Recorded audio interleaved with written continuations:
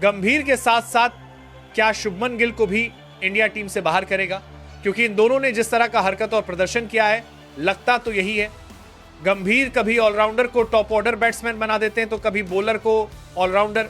दूसरे टी20 में team India की निराशाजनक हार के बाद सबसे ज्यादा सवाल उठे हैं टीम डायरेक्टर गौतम गंभीर की रणनीतियों पर।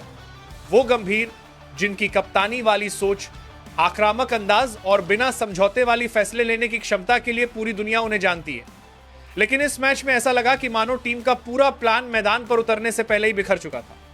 लेकिन दूसरे टी20 में गंभीर की रणनीति और अप्रोच साफ दिख रहा था कि खिलाड़ी प्रेशर को संभाल ही नहीं पाए और गेम शुरू से ही विपक्ष के हाथों में दे दिया।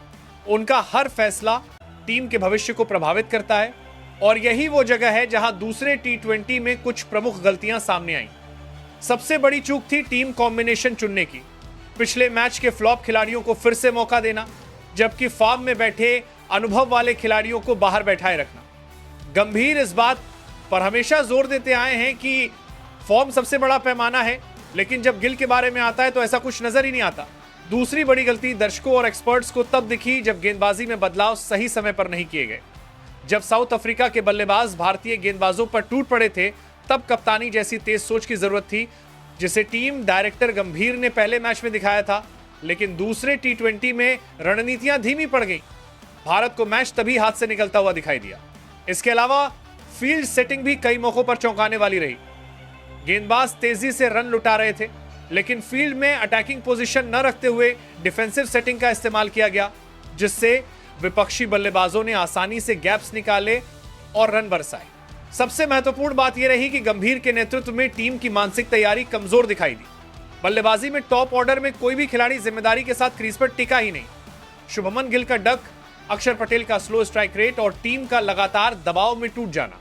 और इस मैच के हार के 3 सबसे बड़े गुनाहगार, जिसमें पहला नाम है अक्षर पटेल, जिनसे टीम इंडिया ने इस मैच में एक शानदार ऑलराउंड प्रदर्शन की उम्मीद की थी। वे दूसरे टी20 में पूरी तरह संघर्ष करते नजर आए। अक्षर को हमेशा एक भरोसेमंद खिलाड़ी माना जाता है। धीमी पिच पर उनकी गेंदबाजी विपक्ष के लिए चुनौती बनती है और जरूरत पड़ने पर निचले क्रम में तेज रन भी निकाल लेते हैं। लेकिन इस मैच में अक्षर की भूमिका उल्टी पड़ गई। 21 गेंदों पर 21 रन, यानी गेंद बल्ले पर जितनी गेंदें थीं लगभग उतने ही रन। यह प्रदर्शन टी20 क्रिकेट की नहीं लग रही थी।